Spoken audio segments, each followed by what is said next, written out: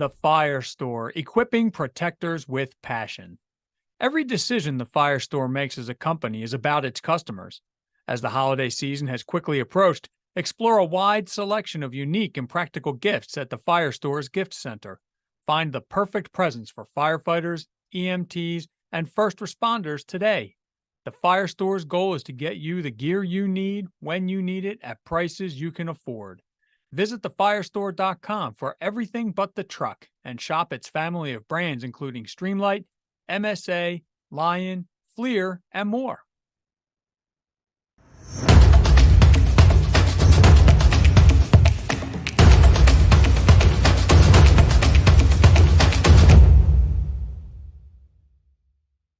Hello there, and welcome to Fire Engineering Blog Talk Radio. In this episode of the Professional Volunteer Fire Department, this is a podcast dedicated to our great volunteer fire service and getting all listeners to embrace our message that developing, displaying, and maintaining a professional image and reputation is the duty and the responsibility of all firefighters, and recognizing that true professionalism is never defined by a paycheck. Tom Merrill here, and thanks again for joining me. I'm always so glad to have you listening in. And I want to thank everybody who's been reaching out to me from time to time to tell me that you enjoy the podcast and to give me ideas for future episodes and to tell me about what you're doing in your hometown department to preach the professional message and portray that professional image that we're talking about. I really appreciate it. So please feel free to continue contacting me at any time. And if I can ever be of help or talk to you, or you want to chat about some things going on, feel free, because I truly appreciate all of your friendships, and I would never take it for granted.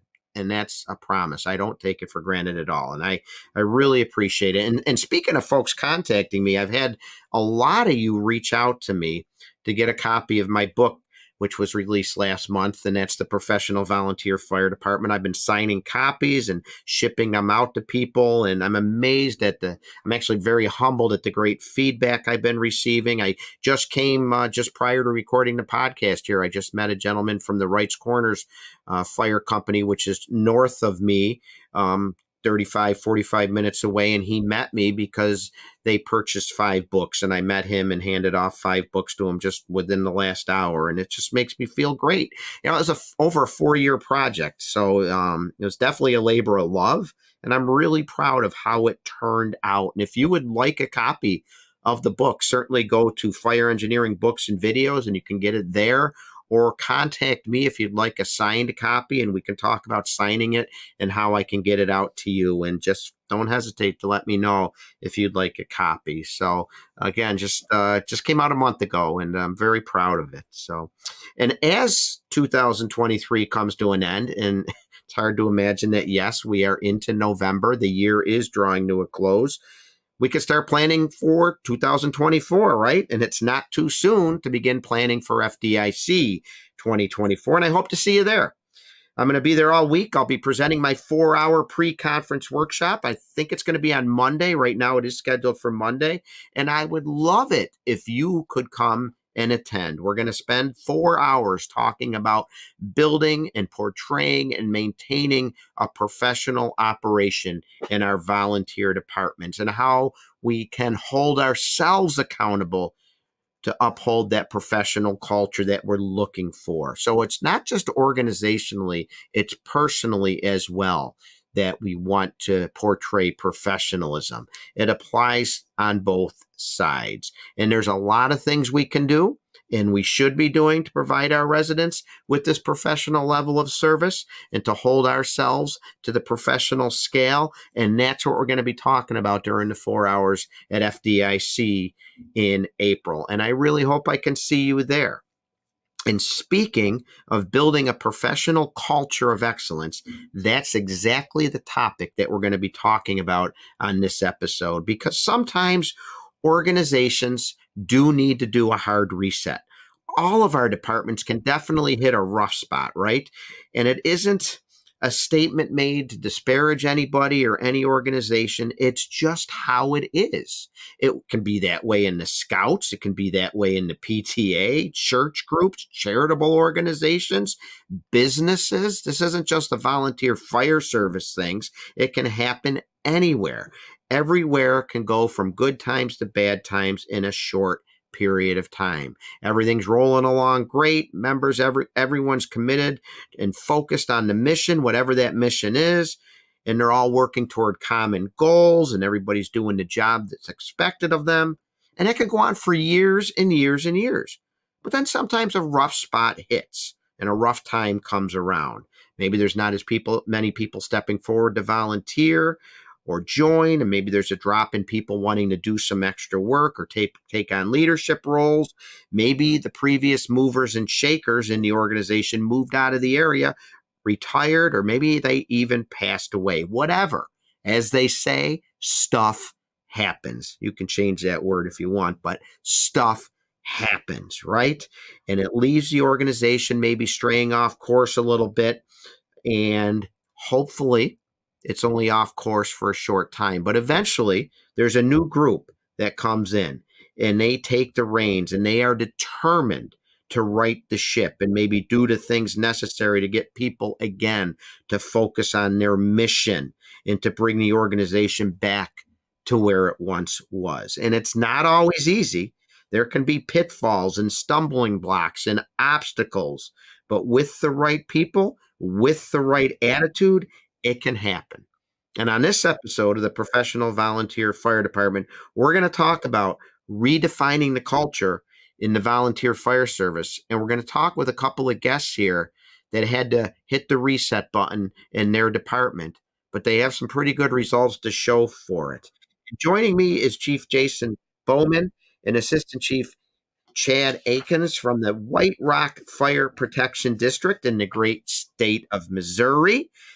And Chief Bowman, he's been around the block. He's been around the fire service pretty much his whole life. His grandfather helped start the first rescue squad back in his hometown when his grandpa came back from World War II. His father was a member of the fire service, so the chief would accompany him down to the firehouse quite often. He remembers going to meetings down there.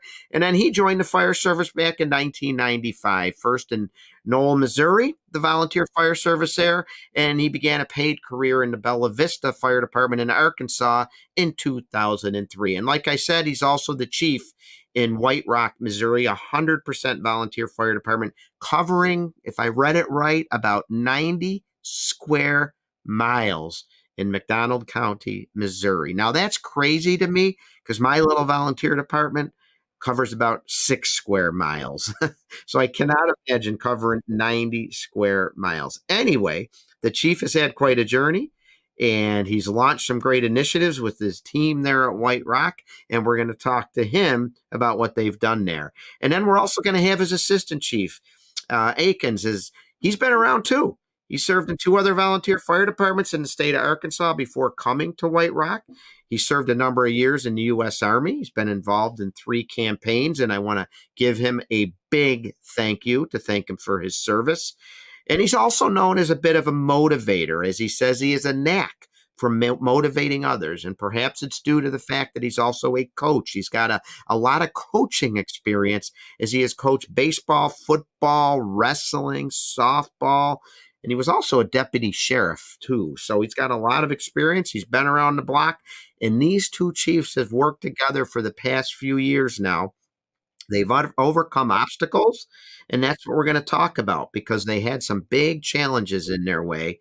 And they wanted to hit a reset button and rebuild the culture in their volunteer fire department, which, by the way, was down to 8 members at one point. As they describe it, training was in shambles. Members lacked motivation. There was no spirit or pride. They had very little training, and they really didn't even have the support of their community. So I'd say those are some pretty big challenges. Maybe they resonate with some of you listeners out there, because I know they do, because I've had so many people reach out to me over the years and talk to me about the challenges they're facing, whether it's lack of training, whether it's lack of spirit or pride, whether it's decreasing membership, whether it's lack of family atmosphere. So I know these are common concerns, but the chief and his team have hit that reset button, and they've slowly brought the department back. It now boasts over 30 members, proud members as well, and they're starting to be recognized by the community for the professional way that they conduct their business. Lots of lessons to be learned. Let's get right into it. Chiefs, welcome to the show. Thank you for joining me. We appreciate you having us. So, Chief, I want to start with you. I gave a little background on you, but let's launch in a little bit about your fire service journey. Talked a little bit about your grandpa was a member, and then your father. So you've kind of had it in your blood for a while before even joining, right? Tell us a little bit about where you come from. My grandfather was from Gothenburg, Nebraska. And when he come back from World War II, they didn't have any sort of rescue, and he seen the need for it. And in the little town that they lived in, and they kind of built their first rescue squad and found a need for it. My father got his start there, and as a child, I got to chase my dad around and go to the meetings and stuff like that. So I've had a little bit of that blood in me the whole time, and seeing it and going with it. And then we moved down here to Southwest Missouri. When I had the chance to turn 18, I went and joined the Knoll Fire Department and got my start there. And made my way through the ranks a little bit there. And then in 2003, I made my way over to the Bella Vista Fire Department. And that's a career department? Yes, it's a career department. And I got a good education from my chief there. He helped me kind of set a lot of the seeds for what we do right now has been set by him and our deputy chief that we have kind of really helped me through the process. And then you were in Knoll, then you went to Bella Vista, and then you made your way to White Rock. Did you go to White Rock specifically to become chief, or were you just serving as a firefighter when the chief's opening came up? So I was a member of the public, watching and seeing what was going on. It really hurt my feelings to see that this could be happening to a department. And so I reached out to the board members and said, hey, I said, I'm offering an opportunity for you guys to clean this up and let's make a change because the community deserves better than what they were getting. Right. Okay. The board all seen it, just did not have a good acceptable way to fix the problem. And Assistant Chief Akins, as I mentioned in your intro, you've served in a couple departments, but you were out of the fire service when the chief approached you to come and help him, right? Yes, sir. Okay. So you were not looking to get back in, or did he have to twist your arm a little bit, or was it kind of always something that I just needed a little kick to get back into it? A little bit of both. I mean, I'd done this when I was young and then served in the Army, messed myself up a little bit while I was in the military, and medically retired from that. Worked with the Sheriff's Department for a little bit for something to do, on the side. And then I've owned a few businesses and coached and stuff like that through the years here and always been a part of the community and helped in ways that I could. And I just didn't think there was much that I could do in the fire service anymore because my lungs are messed up to where I'm not going to be able to go interior and stuff like that like I could have when I was young. And so Jason kept telling me, he's like, no, come on, there's plenty for you to do, help me get these guys lined out and stuff like that. So I was like, okay. And then I went down there and seen what he had going on and what he needed and seen there was a big need. And that illustrates how importantly that the professional organization recognizes that people bring different skill sets to the table, and maybe not everyone is that interior firefighter. So, yeah, excellent. Now we're going to get into some of the problems that confronted you both. But before we do that, I want to hear a little bit about the makeup of White Rock. Chief, could you just tell us the size of your district is about 90 square miles, how many stations, how many runs you go on a year, that type of information, kind of give an overview of the department for the listeners. Okay, we're roughly 90 square miles. We have 2 stations and we're 100% volunteer, and the population of our district is 3,500, but we have a lot of transients come through as far as vacationers and stuff like that. We have 2 major corridors that come through here. Just south of us, we have Northwest Arkansas, which is the home of Walmart. So we get a lot of traffic from that. So we get quite an array of different calls and stuff. We do roughly about 400 calls a year. and they all vary. We have a big ATV park here, so we see a lot of backwoods rescue and technical rescue, as you would put it. Do you guys run EMS? No, we run first responders, but we were looking to head towards running our own EMS. Okay. Establishing our own ambulance. Do you have like a county ambulance or something that comes and transports patients? Yes, we have a county ambulance, and it covers 650 square miles. Woo! I bet you there can be some delays there, huh? Yeah, A lot. we average at least a 45-minute wait for an ambulance. Wow. So we recognize the need for our community, so we're pushing to try to get the funds and the equipment we need to make that difference and improve the quality of service that we provide to our department, our community, from our department. Are you looking to have a volunteer ambulance service, or are you looking to try and fund that and have it be a paid career position? It would have to be a career position for what we've got. Okay. So if it's a 90 to 100 square mile area, what would be your longest run from point A to point B to get to somebody? Like, how long would it take you to get there? There's places it'll take you 40 minutes to get across our districts. Yeah. Wow. And if someone's having a medical emergency and has to wait 45 minutes on top of that for the ambulance. Correct. Yeah. I could see why you want to improve upon that for the residents, but I guess people know that live in that rural setting, right? It's something they're probably familiar with and that. So let's talk about some of these problems that you confronted. So you mentioned that you personally saw them before you were even a member of the department, right, Chief? Yes. So you're pointing out earlier that, or you told me in the email exchange that there wasn't a lot of community support for the department. You were a community member that was seeing this firsthand. What was going on with the department? Just general lack of any training at all. Coming from a career department, watching them on scenes, it was appalling. The way they acted, the way they portrayed the department in the public. And the rest of the public had seen the same thing that I had seen. Right. Chief Akins, were you seeing it as well in your role in the area? I had seen it and heard a lot more about it than I'd seen even, because people talked about it a lot. Mm-hmm.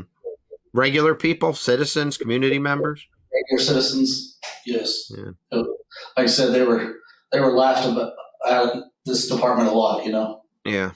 It's I always like to say we need our communities as much as they need us. So, we definitely need their support. And so, Chief, what prompted you then to go to the board and say, was there an opening, or I don't want to cause any hard feelings with anybody, but was it just something that you said, hey, I would love to get appointed to this position?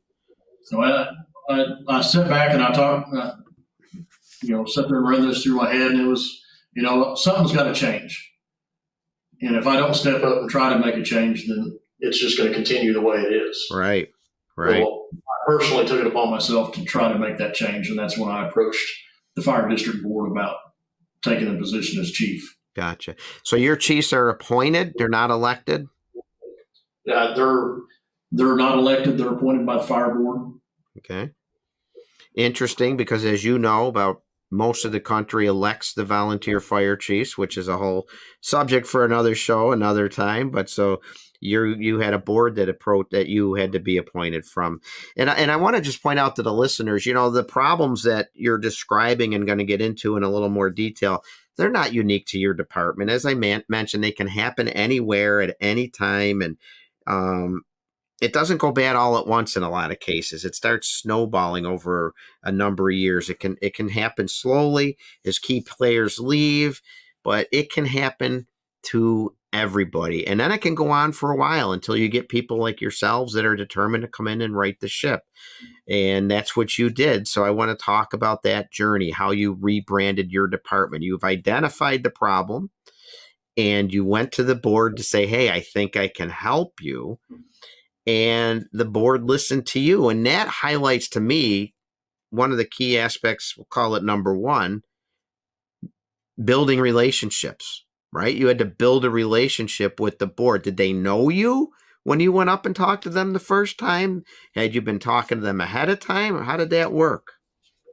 So I knew one of the board members, and I went to him and talked to him, and he gave me the numbers to the other ones, and I just went to him individually and said, "Hey, this is what I have to offer, and this is what I see from the outside. We need to get this corrected," and they all agreed.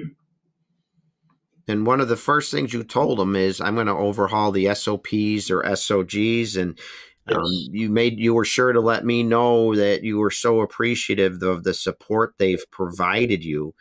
What were some of the SOPs that you had to change right away? So a lot of them were just really, really vague, and there was no uniform policy. There was no response policy. The day-to-day stuff was not there that needed to be. So they had a basic structure, but nothing that would take care of the individual issues that we see every day. Mm-hmm. It gave them too much room to do what they wanted to, and it caused issues. I believe you had a multi-year plan that you laid out, right? What you were looking to do within the first 5 years, 10 years, and I think you said you went all the way up to 30 years. Yes, I gave a 5, 10, 15, and a 30-year plan where this was at. And this appointment you got from the board is until they decide that they don't want you anymore, or you decide to step down. They don't have to reappoint you every year. Annual review of my job performance. I see. Now, who are these commissioners? Are they elected? Are they appointed? Or they're elected by the community. Okay. Are they firefighters or just community residents? Most of them are past firefighters. Gotcha. Okay. They were there back before it was a fire district, and the older gentlemen and women that had put forth the effort to get the department started. And do they also collect the tax money for supporting the department? Do they have any role in that? So that is all. So with it being a fire district, that is all done by the county and the state. When people pay their property taxes, that's where, and then it comes in, and we have a treasurer that takes care of it from there. And what, that gets split up among the departments throughout the state? No, that's just within our fire. I got you. Okay, I got you. So the commissioners don't deal with that at all? No. Okay. Who do you have to get approval from to be able to purchase things? I run all that through my board. We'll sit down, we'll do our budget, and if it falls within one of my line items, if it's say $5,000 or more, I make sure that I get board approval before I spend any money. Gotcha. And Chief Akins, you were out of the fire service, as we mentioned. How did that go down? Did he just come up to you one day and say, "Hey, join the fire department"? He started talking to me about it, and so I think the first thing I did was go to the football game with him. We always go out there and park the trucks and support the kids, and I met with a few of them there, and like I said, I seen that they were lacking any kind of structure, basically. Jason just took over, and so I told him I'd come in and help with structuring and supporting the guys. The guys, like he said, they didn't have any training, but they didn't have any structure either. So we come in and we put structure in place, as far as setting down and saying, okay, you're going to have captains, you're going to have lieutenants, and, we're going to go through this structure, and people are actually going to be held accountable to show up to trainings and make so many calls and stuff like that. And the guys come to us and they're like, "Hey, we've heard all this before. What's going to be the difference?" I said, "Well, the difference is you're going to get on board or you're going to get out, and then we're going to find people that get on board with us."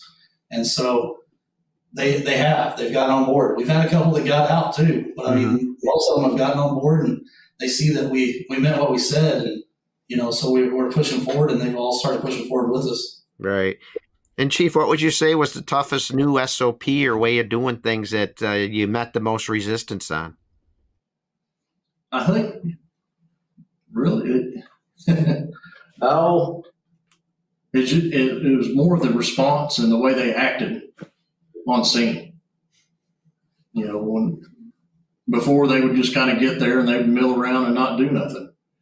And we sat down and said, "Hey, when you get there, depending on what the call is, if you got a structure fire, you come off that truck geared up, packed up, you got 2 hands, put 2 tools in it, and go staging." Before, they would just get off the truck and mill around and look and gawk, and Nobody knew exactly who was doing what or anything like that. And before this, there was no training, like no one was held to a standard, no regular drills or. No. They had no idea what to do. I mean, now when we roll onto a fire scene, everybody knows the roles, the different roles, and they know according to how they pull in, who's coming in next, what needs to be done next. They've been trained, okay, if I'm here at this point, then this is what's next. Okay. You know, and they know who to look to if they are not sure what's next, to be told what to go do next, you know. Yeah. So it looks like a unit now. And what's the training standard now? Are you training once a week, once a month, quarterly? How do you guys want your members to show up? We do every Monday night. Every Monday night. Every Monday night. And members are expected to make a certain amount of drills, correct? Right. Yes. Right. Yeah. And before there was no standard. Right. And before, you know, like I said, they would show up, mill around, they'd be smoking cigarettes and doing everything else. And, you know, there was times that, you know, some of them would mill through and say, hey, look here, look what I found. You know, and they were stealing from our citizens. And that was a big part of what we had to get eliminated. Wow. I was going to get into that in a second because I know you put that in the email to me and I read it like 3 times. I'm like, what is he saying here? But what you're talking about, putting this structure in place, to our listeners, you volunteered to join the fire service. The fire service is a paramilitary organization. Think if our military didn't train, right? We are volunteering for something that can kill you. It is so dangerous. Why wouldn't you want to train? Why wouldn't you want to be part of a well-trained team? So Exactly. I like the plan about putting structure together and coming up with, you know, captains and lieutenants and not having everyone milling around, having a plan in place on the training ground that correlates then to a plan in place when you arrive on the fire scene. So I got to imagine there had to be an old guard that didn't want any standards for training. Mm-hmm. We had a couple. Yeah, they're gone now. Yeah. We made it clear to them. I told several of them that when I get there during training, you're expected to train, or I'm going to send you home. When you come on scene, you're expected to go to work, or I'm going to send you home. I don't need onlookers. And we had several people get mad at us, and I sent a few down the road on scene and at training because we made it clear to them, if you're going to be there, you're going to work. I understand it's volunteer, but if you're not doing anything, then we don't need you volunteering. And one thing you did to help with your training budget was take some of the commissioners or public officials to watch you train and go to some of the schools, right? And then they were open their eyes a little bit too, didn't it? Yes. All part of building that relationship. We'll take anybody anywhere, anytime that we can. We can afford to do it. Whether it's our board members or a person from the community, if they want to see what we're doing and how we're training, we open the doors and let them in. Yeah. Yeah. And I got to imagine that, did you go full bore into these changes or did you move slowly? You know, the old saying, Rome wasn't built in a day. Did you concentrate on just certain things to roll out, or did you just throw a lot at the members? Yeah, we've slowly rolled a few things out, but there was some stuff that we just full bore went after. You know, that the initial getting in when I got there before Chad got, there was some stuff that, you know, it took a little bit of time until I could get people like Chad there to help me, you know, make that difference. But we took baby steps then, and then once we got the right crew in, we were able to full bore run with 90% of what we got going on now. I gotcha. Okay. And, you know, I want to tell the listeners too, as they're talking here, you know, this journey highlights something else we've talked about on this program before. And sometimes we have to take a step back and remember, and it'd be easy to give up, right? Sometimes we got great ideas. Sometimes we throw new initiatives out there and it meets some resistance. And the easy thing to do is quit and throw our hands up in the air and say, well, screw this. I tried, it didn't work. But any professional organization doesn't do that. And professional volunteers will continue to concentrate on the mission, what they're looking to do. Any successful leader does that. Through all the adversity, through all the challenges, they stick with it. So stick with your ideas in the face of adversity. It's something we talk about quite a bit on this show. So you identified some problems. You built a relationship with the governing board. You started building relationships with your members, but you established expectations. Hey, let's let the past be the past. If you're going to volunteer to be a member of the White Rock Fire Protection District, here's what we're going to hold you accountable to do. And you outline training. Again, who wouldn't want to train? It's going to make you safer. It's going to make your partner safer. It's going to make the organization safer. This isn't, you're not wearing costumes. It's not the land of make-believe. It's a very serious business, and we need to start acting like it. And if we're part of the good old boy network that doesn't believe, good old boy and good old girl network that doesn't believe that's important, then I say, and I know you agree, it's time to step aside. However, if you want to get to 2023, soon to be 2024 standards, take training seriously, organize your department, and get at it, because the results will be there. You'll be a better trained department. How's it paid off on the fire ground? The fire ground has been absolutely amazing. Our guys have went from people shoving them out of the way to now people will step out of the way to let our guys go do the job. And our personnel is 100 times more proficient than what they were. We have less broken equipment. We have better equipment now because of the way they are willing to learn and train and use the tools instead of just bulling their way through stuff or not doing anything at all. Right. And did you go ahead, Chief? I'm sorry.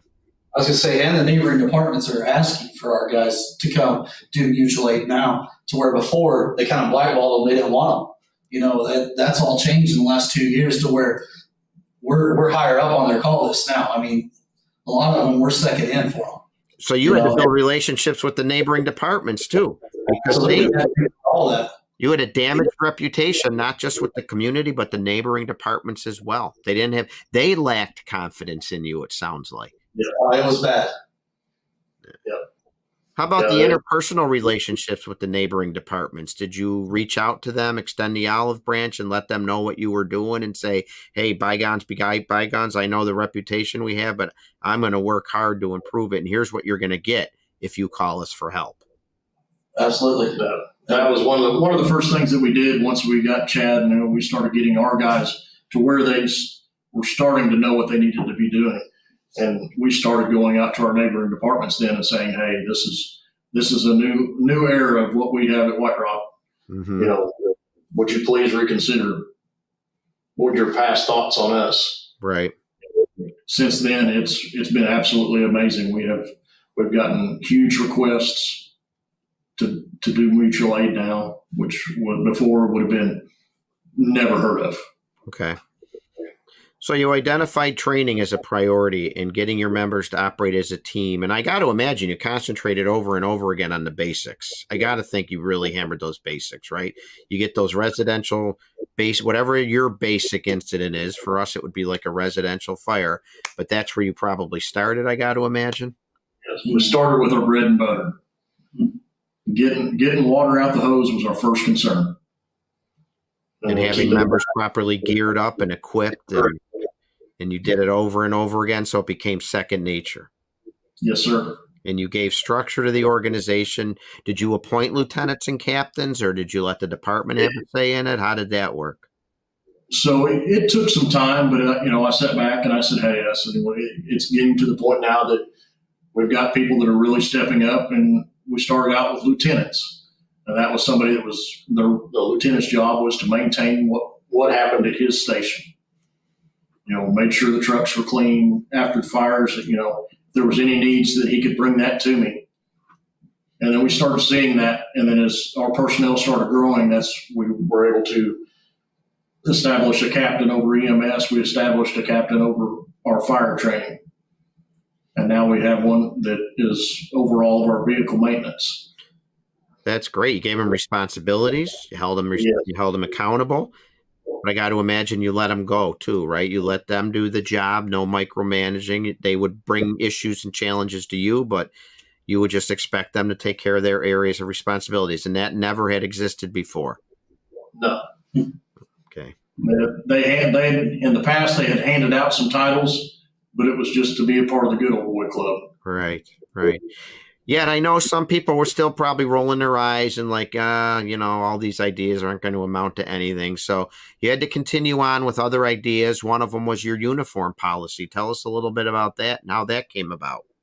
So we had guys that would show up on a medical call at your house, and they would look like they just crawled across the stockyard. And I was like, guys, if we're going into Mrs. Smith's home, we need to be presentable. We want to look like a professional. That way, when she gets there, she don't just think that some hillbilly just walked in her yard and then into her house.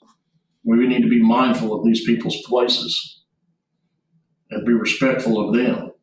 And by being respectful, looking like a professional is the best way to start. What did you do? What did you outfit your members with? It's hard when you're volunteers, right? You're not wearing a uniform 24/7. So did you encourage them to keep something in the car? Was it a jacket, a cover up? What was it? So to start things out with, we didn't have a budget for any of it. So I went out and I bought polos for every one of them. And, those that needed it, we said, okay, it was going to be polos, black boots, black belt and pants. And most of them went out and got their pants and their belts and stuff like that. And those that couldn't, we went and got it for them. And that was really a big eye opener that showed that we cared for them, and we got more buy-in from that. And then once they started, we had them that they would carry those in their vehicles, and when they'd show up on scene, they would pop their polo on and go in. But since, been able to establish a uniform allowance to get them stuff. We buy them T-shirts, we buy them jackets, and we buy them polos and everything that they need to get them started. There's just something about being professional when you look professional. And, I used to say, and I still say, a good spot to start is if you're giving out the T-shirts and the sweatshirts, in addition to keeping them in your vehicle, start having the members wear them on a drill night and a meeting night. That way, if a run comes in, you're looking like a professional firefighter as you go out the door. So understand you might not be wearing it at your paid job. You might not be wearing it as you're working around the house, whatever. But if you're going to the firehouse to drill, or you're going to that board meeting or company meeting or committee meeting, throw on the job shirt or the T-shirt. And that way, when people stop at the firehouse, you look like a firefighter. And if you go on a run, you look like a firefighter. Some of these simplest things can say the most about being a professional. And just the little bit that the guys had them when we first started that, you could see the relief in some people's eyes that when they seen somebody that come through that had a professional looking shirt, that, hey, somebody's here to help me now. Mm-hmm. Mm-hmm. It brought more confidence when somebody walked through the door that this is what they seen, and it really helped. And that just the polos had helped start building back some of the response from the community. It looked a little better to them. They were a lot more happy with it. Right. What other things did you do to build this professional culture? Did you have to address, I think you mentioned it just a few minutes back, about on-scene behavior. Was there a certain expectation you laid out about how the troops were going to be behaving on scene? Let's say maybe not even a structure fire, just a routine smells and bells call that members are milling about on. Was there a certain level of behavior you held them accountable, or you still do hold them accountable to? Yes. They've got to be respectful of people. They got to watch how they speak, no cussing or anything like that, no smoking on scene, and really, in the past, like I said, they were having issues with some of them having some sticky fingers. We've eliminated those people, but really being mindful of Mrs. Smith or Mr. Smith and how we are in their home or around their vehicles in their time of need. Find out what you can do for them. I mean, if it's as simple as sweeping up a mess that was made by whatever accident it was, or helping them get their purse out of their car they just wrecked. That's what our guys are expected to do. Right. Try to explain to them when you start getting to where you're circling, then it's time to start dispersing. Because I see too many times that you see pictures of incidents where something's going on, and you see a lot of the volunteers are in a circle talking. And I told them, I was like, I don't like seeing those pictures. If I see you working in the pictures, then you're doing your job. But if you're over there standing and talking, then you probably didn't need to be there. Yeah, one of the jokes that I've heard quite often and is, the fire gets knocked down and the firefighters get in circles and start talking about what they did, what they saw. And meanwhile, there's equipment laying all over. There's salvage work that needs to be done. There's hose that needs to be picked up, whatever it is. And it's like, folks, let's go. We got a lot of work to do here. The time for talking. Yep. Yeah, time for patting ourselves on the back is back at the firehouse, not right now. There's work to be done, right? The truck's back in service, then you can have fun. Yeah, right. So you started weeding some bad apples out, but not to worry because you started bringing members in. Tell me about this membership journey. I think you said you were down to about 8 members when you took over. What's it like now, and how's it looking? So we're up. We're kind of fluctuating right now between 37 and 34 personnel. We do, it kind of deals with school and stuff like that, but we've done really good there for a while. We were averaging about 4 new members a month, putting them through school, and a lot of them, that's what they come for, is they realize that, hey, we're willing to help them get on that path to become a career fireman. And we've got them as far away as 25, 30 miles that come to be a part of our department because they want to get on that path to become a career fireman. With plenty of departments around them, but they hear about us. And we told one, because he is so far away, that we're like, you're going to leave your Garrett station, because we didn't give him a lot. We didn't invest a lot into him because we talked about it. And we're like, how serious is this guy? He's so far away. But then he started showing up to mutual aid calls even in the middle of the night. 1 a.m. he was out there fighting a structure with us one night. And we're like, this guy's a little serious, Mm-hmm. And so he's on to a lot of things and put in the time, and it's just like, it kind of shocked us that he was willing to come that far and put in the time and the work that he has, but it's all because he just wanted to be a part of our group because he's heard so much about it from one of his friends, so it made us pretty proud to just know that guy is willing to drive by so many other fire departments to just come be a part of ours. And hearing about it is one thing, but then getting on board and experiencing it is another. And I believe Chief Akins, it was your son joined, correct? That's correct, yes. Yeah. He's our training captain.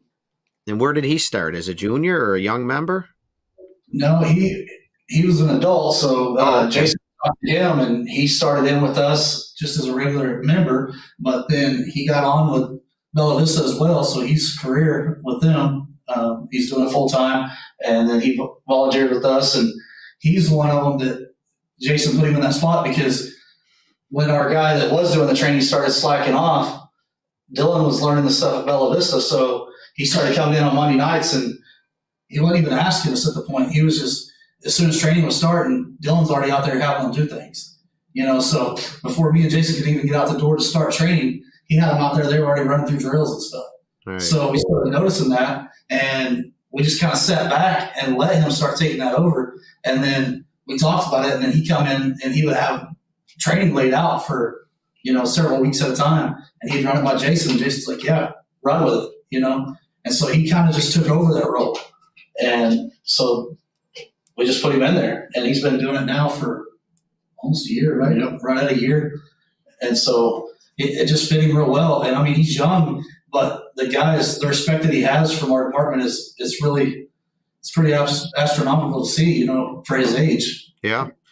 So an organized training officer, he's thinking about it. He's got plans in place. He's organized ahead of time. People aren't showing up on Monday night looking at each other like, what do you want to do tonight? Right. They know if they show up, they're going to have an organized drill ready to go. Right. Because when he's on shift at work, he's writing down, taking notes of what they're doing, talking to his captain down there and stuff about what they're doing and what he should be doing at a volunteer level, and they're explaining to him, and then he's messaging our group, hey, make sure you bring your gear, be planning to do this, and then he puts it together and runs with it. A lot of times they're asking me, hey, what are we training on? I'm like, I don't know, 'cause I don't know until I get there either. Right. Right. Yeah, imagine that, being prepared. A volunteer's most precious commodity is time. And if you're wasting their time, they may not come the following Monday night. So you want them showing up, and you Right. want them showing up to a drill that's well prepared and ready to go and benefits them. Everyone Yeah. feels like they've learned something. And it sounds like Dylan's certainly doing that. Yeah, and with Dylan doing like he's doing, there's others that have seen what Dylan has done and have started to pick up and find other areas within the fire service that they're wanting to expand on. And so we've got guys that want to go to Swiftwater, and then that's what they want to be. That's their main goal. One of our members right now that's in Fire 1 and 2 was best friends with my son, and Dylan started trying to get him to come to the meetings, and he's like, I don't know. And then he started showing up a little bit, and he'd come to 1 or 2, and then next thing you know, he's out there doing drills with us, and then he's asking for gear, and then he took EMT and got his EMT license, and now he's halfway through Fire 1 and 2, and he's applying for jobs everywhere. Oh, fantastic. So it's the young guys doing it are bringing in more young guys too. They see that excitement in each other, and they're like, hey, he's found something he's passionate about. I want to go do that too. Yeah, there's two things that are going to help bring new members in. Number one is the excitement. And number two is just showing they're part of a great organization. Nobody wants to join a sinking ship. Nobody wants to join an organization filled with mean people, dysfunctional people. And I mean, that can be half the battle right there, right? What do you think has been the biggest thing that's brought in new members for you? Improving your reputation? Does that lead to word of mouth? What's done it? Like, what's brought you from 8 to 38? Is it like just a trickle effect where everyone's talking about it? And you said people have heard about you, right? That's a lot of it right there is people talking. But we've built such a family bond through the fire department that it's friends and family have come in and ended up joining the department. That's just in family functions. Right. That's what I would say. We don't just do, it's not always just, hey, let's go to the fire station and drill and train, or we're going to go answer a call. Like, we get together, we've done skeet shoots. A lot of our wives got together and went and did a painting session together. We've got together and did work, to help other people on the department work days and stuff like that. We go to church together, a lot of us. We have dinners together a lot of times. We do a lot of events together. It's not just always fire or always EMS or anything like that, So we do a lot of family stuff outside of that.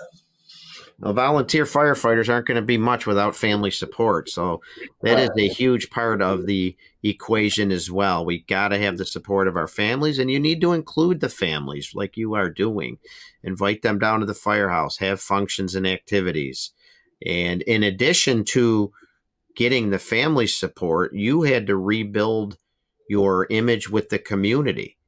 Yes. You had a lot of obstacles there. And as you mentioned earlier, and as you said it to me, members were stealing from community residents. That's got to be a tough thing.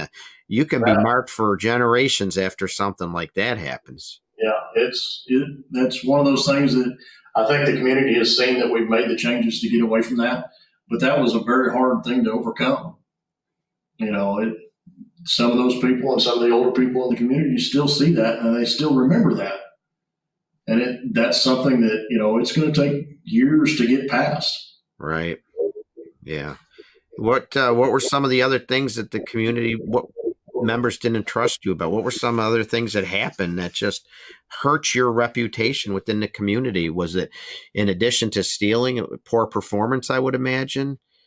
Yeah, very poor performance, just general way they conducted themselves, and they would wear their department T-shirts to the bar and drinking, and there was a lot of driving erratic. Yeah, they drove in town, and the way they treated the general public, right, no regard for anybody's safety. So what did you do? Get out in the community much more if as possible? And, obviously everyone's under the orders and the guidance to behave appropriately, treat people respectfully. So you started getting yourself out there more? That's the thing. We try to be involved in the community because, like I was saying, we go to the football games, the home football games. We go and we're involved in the Jane Days with the historical society there. We're invited to the school to all their fire drills. They invited us up to the Halloween, all their events now. The school invites us, and we're involved in that. Where before they didn't get involved with anything. So, the community's got us involved now. We do the Shop of the Hero. We went out and helped deliver Christmas gifts. We did Thanksgiving dinners, things like that. We try to help with the community now, to where before it was all negative and nothing positive going back into the community. So by turning that around and doing all the positive stuff, and they're seeing that now, so it's a whole different image of what people see with us from what it was in the past. Right. Has it helped your funding at all? I think you said you got a grant and you've been buying some new equipment. So we apply for any grant we can, the AFG grant, the MFA grant, Firehouse subs, anything that we can put our name in for. The Gary Sinise Foundation is another one that we've received. We've got an older couple that's what they do. They handle the looking for grants and applying for grants for us. They just ask us what we need and we go from there. Are these department members or just a couple in the community that wants to help? They're members? It's our board president and the secretary. Again, a successful professional operation utilizing the talents of other people, which I think is awesome. And you got out in the public much more, as you said. You built that trust. Nothing's easy. It definitely takes time, but you certainly did it. And I think you said when you got your new trucks, you like to go out and show those off, and people started commenting about the good things you were doing in the community, right? Yes, and that was huge. Is the people seeing, they'd see us, but when they seen the big trucks, that's our billboard. Seeing the billboard out there that says, "Hey, this is the White Rock Fire Department." Seeing these new trucks was showing the community that, hey, this is the new White Rock Fire Department. It's not what it used to be. Our trucks are always clean. We're always trying to take care of it. Our guys look good when they come off the truck. They act professional. They're trained, competent. Yes. You mentioned something to me when we're talking about building that house pride and building a cohesive unit, and you are doing the dinners and doing things together, whether it's camping or hunting or other things. You mentioned that there was a funeral, and someone, I believe a former chief passed away. And you mentioned something about the funeral made an impact on the department. Does that ring up? Can you expand on that? What did you do that made such an impact? So Chief Blakely, he was the chief of the White Rock Fire Department back when I was a kid. And I remember going to the meetings with my father when he was a part of the White Rock Department and seeing Chief Blakely, and he was a good man. And then shortly after I took over as chief, he passed away. And I took our guys and I said, we need to honor this guy. So, we went in our uniforms that we had. We made sure our trucks were clean. We took all the past members that we could get a hold of and put them in our trucks and took them to the funeral in the trucks and tried to show as much respect as we could to the family for what he had done for our service.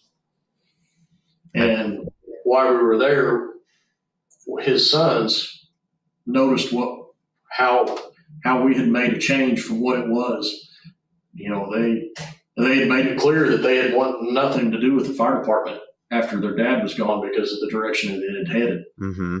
But after his funeral, both of them come to us and said, "Hey, we would like to be a part of this. This is not what it used to be."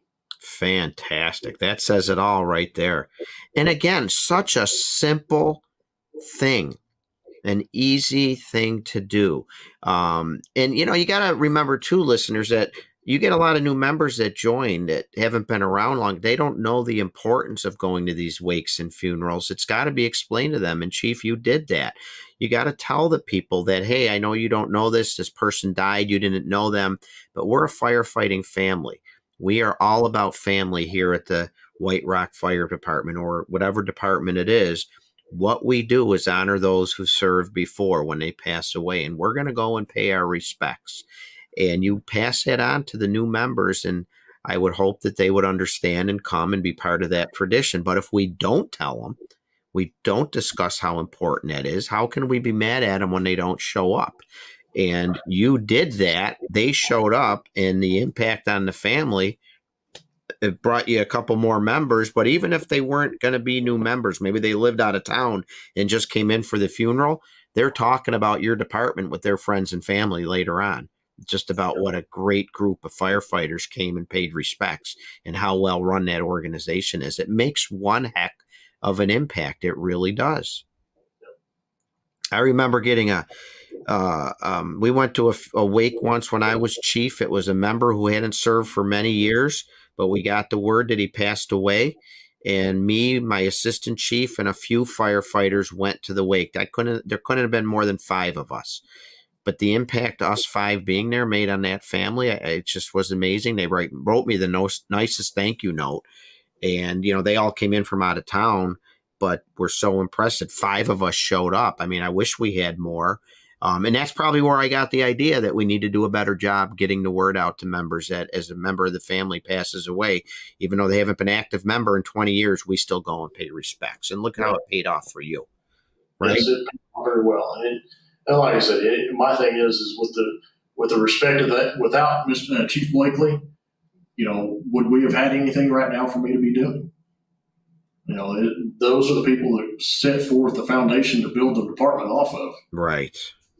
And we need to show our respects for that. And our whole department understands that and respects that now.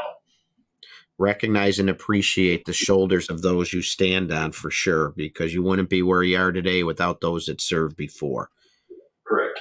And expanding on building these relationships with people and your community, you also did some partnerships and some collaboration with a local college, which I think circles right back into your training efforts as well, correct? Yes. So we have a local community college, the Crowder College, and we've partnered with them. And I teach EMT in the evenings, and then we're bringing down the fire science program, and we'll actually start teaching Fire 1 and 2 here. And we've got another partner with Bella Vista to be able to use their burn facility. So we'll be able to do a full service and getting them ready to be a career fireman just right here out of our department. And even if they didn't want to be a career firefighter, you're going to have a well-trained firefighter serving your volunteer department, right? Correct. They could be setting their career somewhere and they just want to volunteer and help out their local fire department, but they're going to be well-trained and they're supported by the chief and administration at White Rock. And then we have some members that, like you said, that don't want to be career firemen or anything like that. But if they have goals in their lives, we sit them down and try to find out what they are and say, how can we help you obtain your goals in life? Mm-hmm.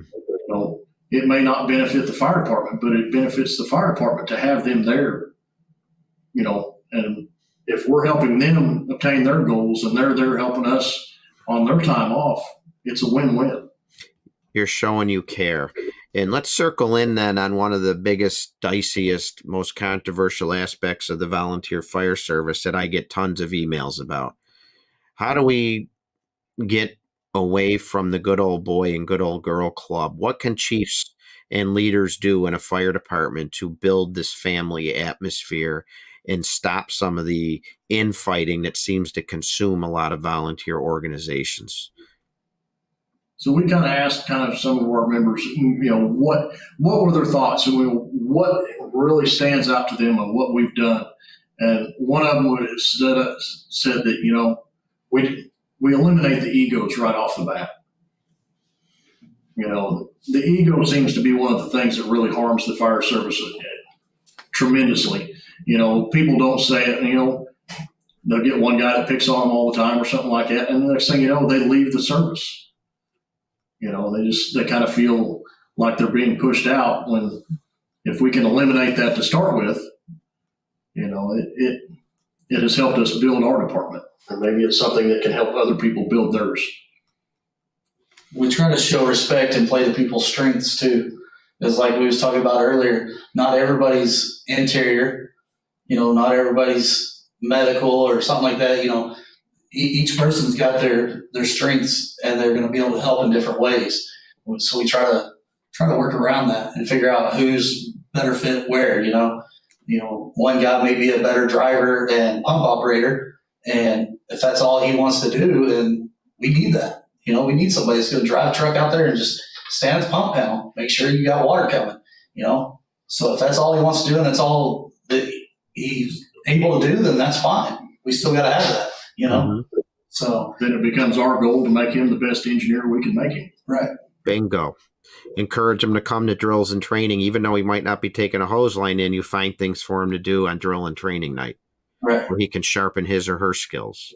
We're only as strong as our weakest link, and if we can strengthen those links, no matter what it is and how they work it. You take for example our elderly couple that sit back and write our bonds for us, or not our bonds, but our grants. That's the best place for them. Neither one of them need to be out there humping hose or anything like that. But they found that that's their niche and where they need to be. So we're going to give them everything that we can and support them in every way we can to help them with their path, along with the guy that, all he wants to do is be an engineer.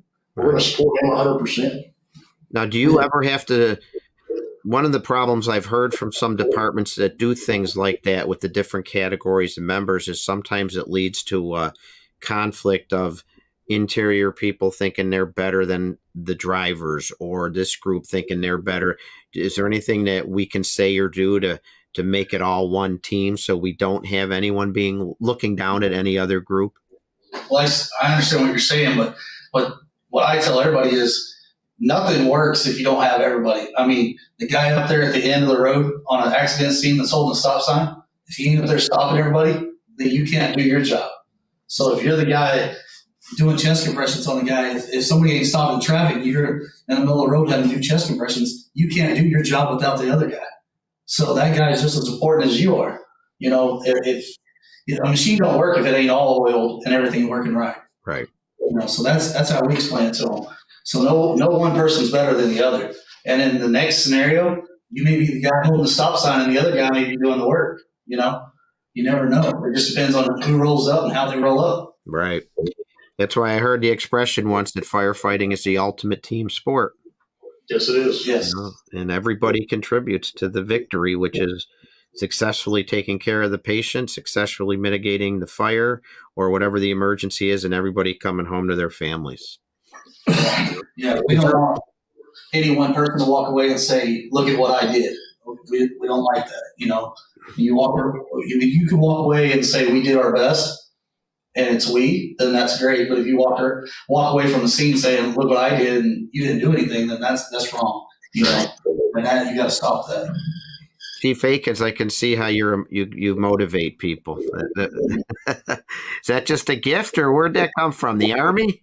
The Army. I learned a lot in the Army. I was in 6.5 years. I went through the ranks pretty quick. I was promoted to E5 pretty fast. I was young when I got it.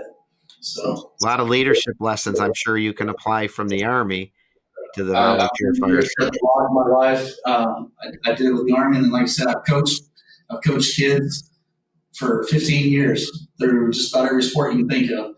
You have to learn to be a leader with them because kids they're funny. If you don't lead them, they won't work for you. Is there anything you two want to try to do that you haven't done yet that's maybe on your to-do list still to continue moving forward? I'd like to see all of our guys get their instructor and start teaching. I really want to see my guys teaching at FDIC and speaking there.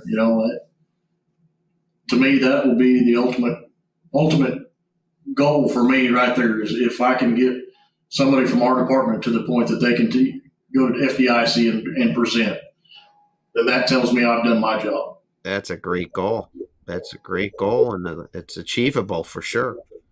They're always looking for the newer instructors, the latest and greatest, and encourage your members, to start writing and start teaching and put some ideas together, and they could be up at FDIC someday. That's great.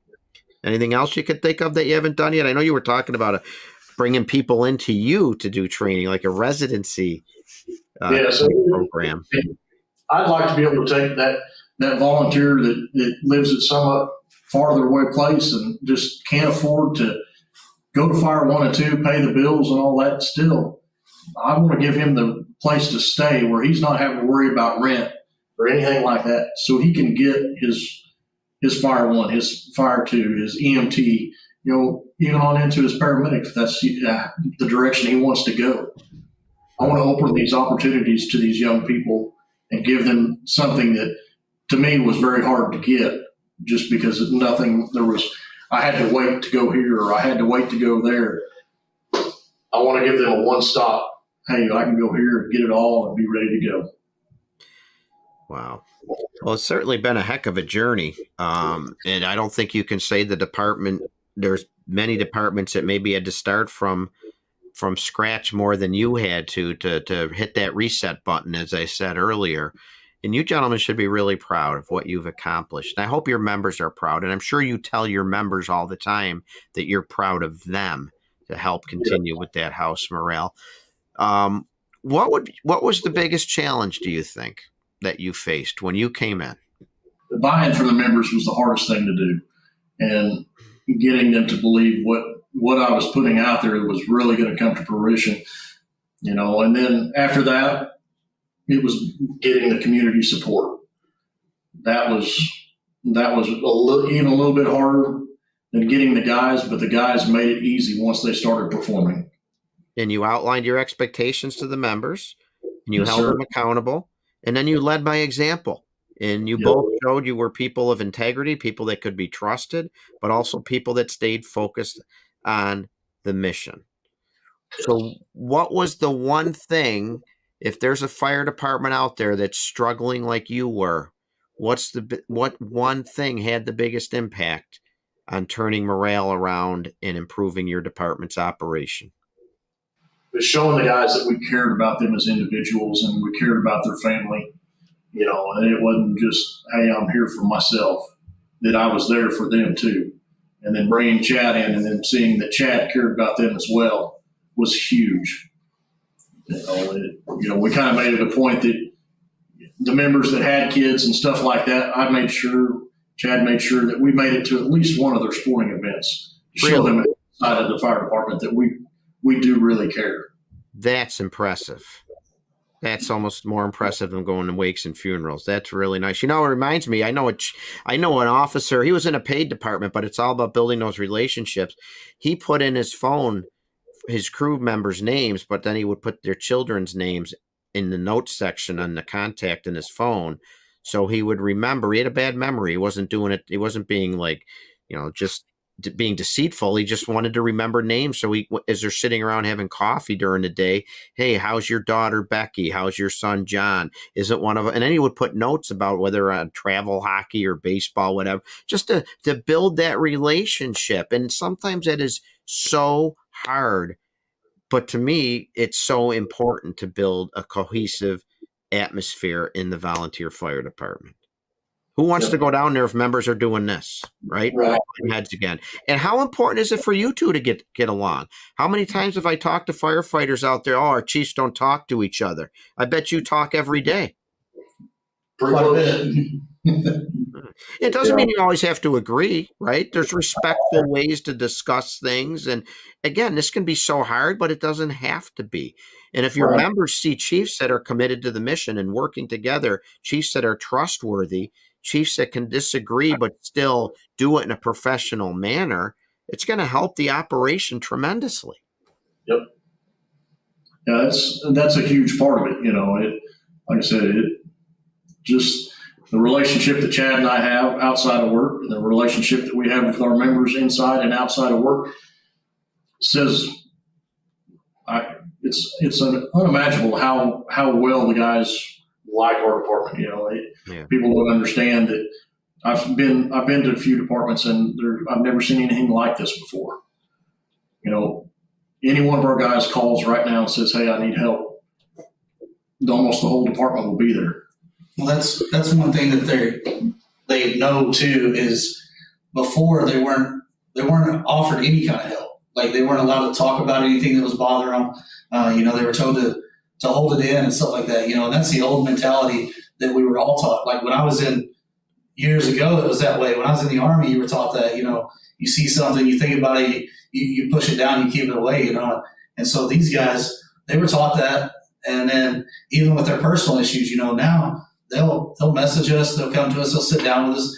We even have a guy that comes in, a chaplain that'll come in and sit down with people, and we've encouraged them to talk about their problems, personal issues, whatever, if they're having an issue from something they've seen or done. But just encouraging them and opening up about that has helped a lot too, because they see that we do care and that we're okay with that coming out, and understanding that you do have to talk about things, not hold on to it. Mm-hmm. Like I said, that's the old mentality, I know that's how we were taught, Right. Push it down and go on. Right.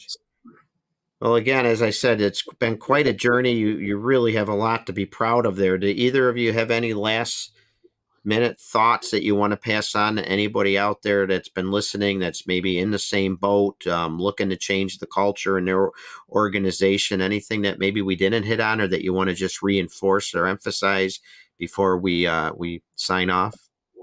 I would just say always show appreciation to your people. If you appreciate them, they'll work for you harder. If you can get the family back in the firehouse, that's the key to success right there, is with the family involvement.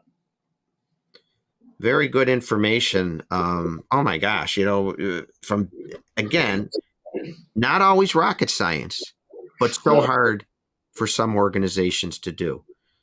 You changed the culture in your department. And I love your ending line in the email you sent me. You may not even remember what you said, Chief, but you said, "I'm looking forward to the day that I can go to the station, meet Chad there for coffee, and we can watch the next generation pick up the hose and carry on." That is fantastic. And I think that's something that all good, true leaders would like to aspire to. Well said. I can't thank you two enough for spending an hour with me and our listeners, our thousands of listeners, to talk about one company's success story, from rising up from some dark times. 8 members, no training, no accountability, no pride, no morale, no public support, no support from neighboring departments. You think there's some challenges there? You met them head on. Maybe didn't happen overnight, but the first thing you did is said, "Give me a chance. I will show you that you can trust me. I have your back. We embrace and accept anyone that wants to be a member here. We'll find a role for you. We'll hold you accountable to do your role, but we'll have your back. And you will be a part of the White Rock family, and your family will be a part of the White Rock family, because we're inviting them into the house. We're doing things for them. We're going to mourn our losses, and we're going to celebrate successes and go to the plays and football games and baseball games of our members." A lot of things to learn there. A lot of things people can copy and emulate to help improve their department. Chiefs, it's a great story. If anyone wants to reach out to either of you, can I ask for you, Chief and Assistant Chief Akins, to give your contact information, whether it's an email, however you want to do it? Assistant Chief Akins, I'll start with you. Do you have an email that they could get a hold of you if they had questions? Maybe they want you to come give them a motivational speech or learn some of your tricks. What do you? I have an email. It's Akins, akins.chad@yahoo.com. Excellent, Chief. And how about you, Chief? My email is whiterock9001@yahoo. And anytime anybody has a question or anything that I can do to help them with their department or their personnel, I'm here for anybody. I certainly hope I see you brothers again. I first met the chief at the Missouri Fire School when I was down there presenting the last couple of years. I'll be back there again in February. Looking forward to it. They always have a great school there. If you're in the area, please make plans to attend. It's the first weekend in February, and I will again be there. So thank you so much, Chief Jason Bowman and Assistant Chief Chad Akins from the White Rock Fire Protection District in Missouri. We had a great talk about redefining the culture in the volunteer firehouse. So thank you so very, very much. And to my listeners, I want to thank you for listening in. Please feel free to reach out to me if I can ever be of service. If you have any questions or ideas for future guests or shows, or questions for me, you can get a hold of me. My email, Merrill, that's Merrill, Merrill, at Merrill63 at AOL.com. But I have the Professional Volunteer Fire Department Facebook page that you can give a like and contact me through that. Instagram and Twitter. My website, theprofessionalvolunteerfiredepartment.com or theprofessionalvfd.com is up and running. It lists where I'm going to be traveling to, conferences that I'm going to be at, shows that I can put on for you, presentations, I should say, that I can put on for you. I don't do minstrel shows or anything like that. But check it out, please. I have links to all my articles and my podcasts. And if you'd like to purchase my book, again, The Professional Volunteer Fire Department is out through Fire Engineering Books and Videos. I have a link on my website that takes you right to the page to purchase the book. Or if you want a signed copy, feel free to reach out to me. And my next show is going to be Tuesday, December 12th, the last show of 2023. And I just want to say, as we enter the holiday season, and my next show will be in December, right in the heart of the holiday season. Remember that in addition to December being a very festive time of year, I say it every year on this podcast, unfortunately, in the annals of the American Fire Service, it's also an extremely tragic time of year with many serious and tragic fires over the decades.